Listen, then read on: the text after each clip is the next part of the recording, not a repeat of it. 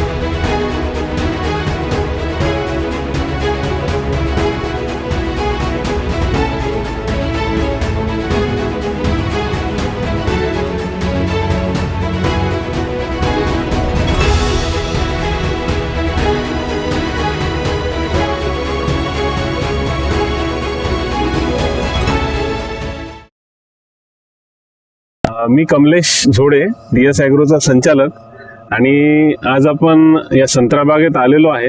आपण सर्वप्रथम परिचय घेऊया. काका, आपला परिचय द्यावा. माझा परिचय म्हणजे नंदकिशोर सुंदरराजी चांडक, राहणार जामगाव खुर्द, तालुका नरखेड आणि जिल्हा नागपूर. शेती माझी जामगाव खुर्द येथे आहे आणि माझी संत्रा बाग आहे आणि मोसंबीची. तर काका, आपल्याकडे संत्र्याचे किती झाड आहेत? 900 संत्र्याचे झाड आहे आणि मोसंबीचे 500 झाड. 500 झाड.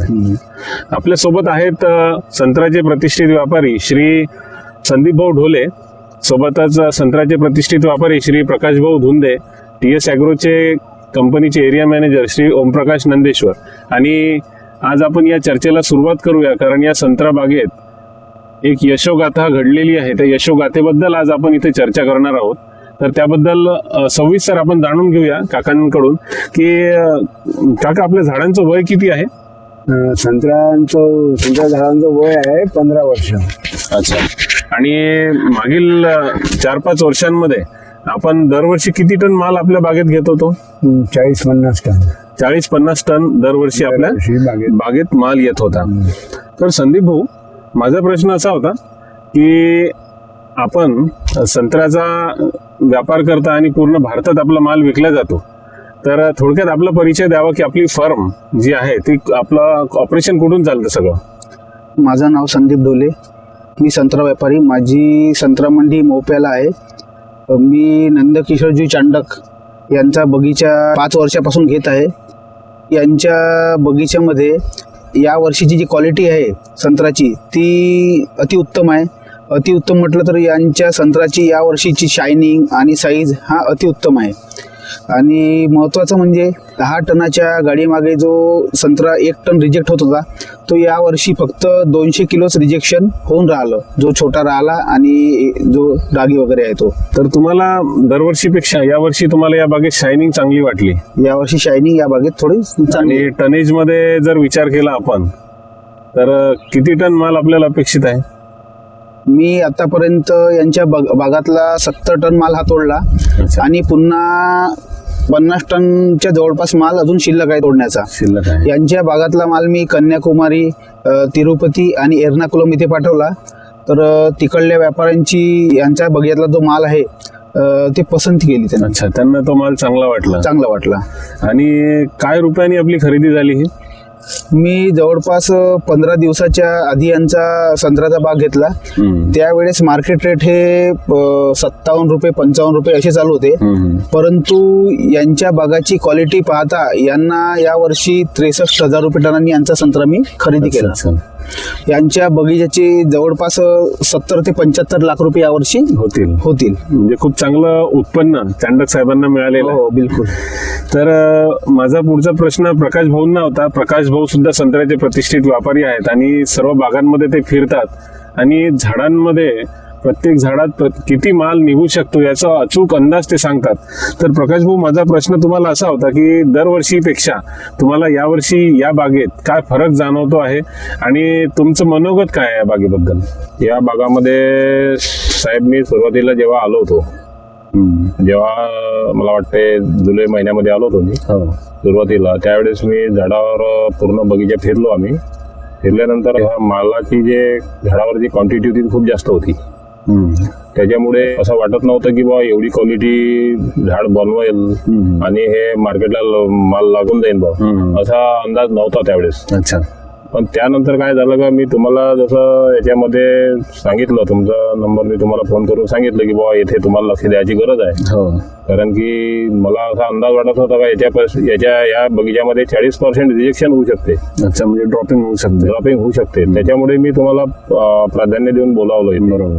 आणि त्यानंतर मग तुमचं जेव्हा इथे ट्रीटमेंट सुरू झालं तेव्हापासून मग जे मालामध्ये जो मी स्वतः 15-15 दिवसांनी दरवेळेस इथे राहून होत होते, तेव्हा मी त्याच्यावर लक्ष करत होतो. तेव्हा मला असं वाटलं की मालामध्ये एक ग्रोथ झाली आहे. आणि नंतर कालांतराने मग जसं जसं दिवस जात गेले त्याच्यानंतर मग मलाही फुल कॉन्फिडन्स आला की नाही बा आता हे संत्रा आपण टिकवू शकतो आणि याचा साईज आणि याची क्वालिटी हे बनवू शकतो आणि हे मार्केटला भांडू शकते. बरोबर. त्या हिशोबाने आपण याचं नियोजन केलं आणि त्याच्यामध्ये तुमचा खूप मोलाचा वाटा आहे. TS ॲग्रो मधून जे तुमचं जे फर्म आहे या फर्म मधून जे याला जे ऍडव्हान्स टेक्नॉलॉजीमुळे जे याला गायडन्स भेटलं ते खूप चांगलं भेटलं. धन्यवाद. आणि याच्यामधून महत्वाचं म्हणजे शेतकऱ्यांनी हे पाहायला पाहिजे की जमिनीवरून जर समजा आपण याचं झिरो कल्टिव्हेशन ठेवलं, पाण्याचं नियोजन बरोबर ठेवलं, याचे वेळोवेळी खताचे डोजिंग बरोबर ठेवले, स्प्रे बरोबर ठेवले, मालाची क्वालिटी एक नंबर आली. आणि त्याच्यामुळे आज ह्या मार्केटला लागणारा जवळपास 50% माल हिरवा आहे. बरोबर. हे महत्वाचं आहे.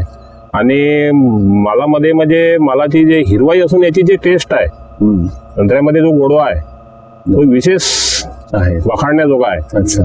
आणि याच्यामधून शेतकऱ्यांनी भरपूर काही शिकायलाही काय, जमिनीमध्ये झिरो कल्टिव्हेशन करून जमिनीवर काम करणे, झाडावर पानाची संख्या ठेवणे आणि सेंद्रिय कर्ब जर जमिनीमध्ये जर वाढत असेल तर त्याच्यामुळे शेतकऱ्याचा त्याच्यामध्ये फायदाच होतो. नक्कीच. हे एवढं शेतकऱ्यांनी याचं समजून सैन्याने समोर याची वाटचाल करायला पाहिजे. बरोबर. तर तुमच्या म्हणण्यानुसार की या बागेत जवळपास 50% माल हिरवा आहे. तर मग हा हिरवा माल तुम्हाला अजून जास्त दिवस साठवता येऊ शकतो का, किंवा तुम्ही याचा कोल्ड स्टोरेजला हा माल पाठवू शकता का? हो साहेब, हे तर निश्चितच आहे. कारण कसं होते, कोल्ड स्टोरेजची संकल्पनाच अशी आहे की जेव्हा मार्केटमध्ये जेव्हा माल आउट होते तेव्हाच मार्केटमध्ये रेट ग्रो वाढतात. तर याच्या आतून अजून आपण इथून हा माल 1.5 महिना स्टोअर मध्ये ठेवू शकतो. अच्छा, म्हणजे तुमचं ते प्लॅनिंग आहे? हा, बिलकुल. त्याच्यामधला 60% माल तरी स्टोरेज मध्ये जाईल. आणि त्यावेळेस आपण त्याचे रेट ग्रो करून आपण रेट घेऊ. बरोबर. धन्यवाद प्रकाश भाऊ.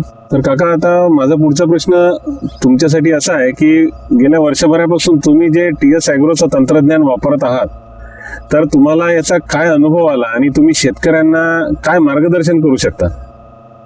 मला आता असं वाटतं की शेतकऱ्यांनी TS ॲग्रोचं उत्पन्न वापरलं पाहिजे.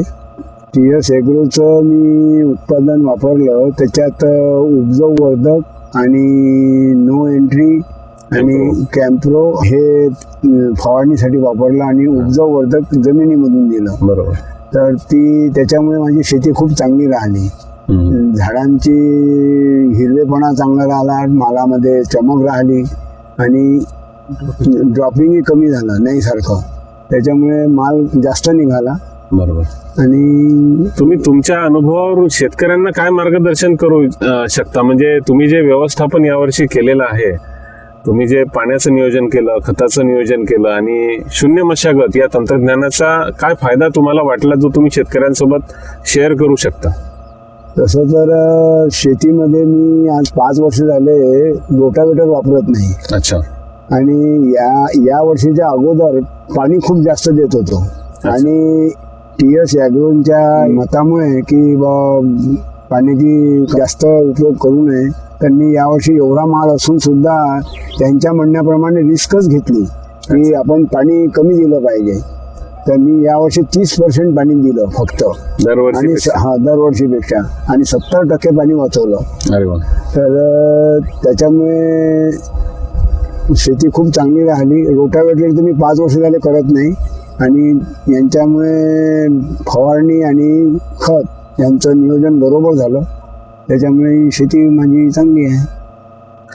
तर आज आपण ही माहिती जाणून घेतली आणि चांडक साहेबांनी खूप चांगल्या पद्धतीने त्यांच्या बागेचं नियोजन केल्यामुळे आणि वेळोवेळी त्यांना दिलेल्या माहितीचा त्यांनी आपल्या शेतात अवलंब केल्यामुळे आज एक चांगली यशोगाथा आपल्याला इथे दिसून येत आहे.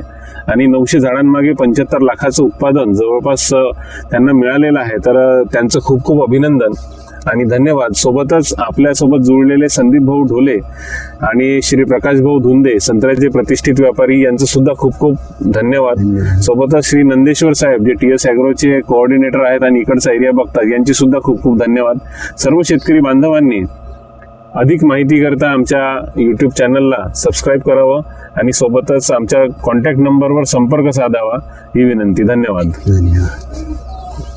बाकी बगीच्यांपेक्षा तुम्हाला या बगीच्यामध्ये काय फरक वाटला? फरक याच्यात म्हणजे हा जो संत्रा आहे हा खायला गोड आहे, खायला खूप गोड आहे. तुम्हाला काय वाटलं भाऊ? या बगीच्यामध्ये आपल्या बगीच्यामध्ये आहे की नाही, शायनिंग आहे. बाकीच्या बगीच्यापेक्षा आपल्या बगीच्याचा माल क्वालिटी चांगला आहे. क्वालिटी चांगली आहे. आणि काउंट कमी ती एक गोष्ट अशी आहे का या आपल्या बगीच्यामध्ये गर खूप कमी आहे. गळ इतर बगीच्यांपेक्षा खूप कमी आहे.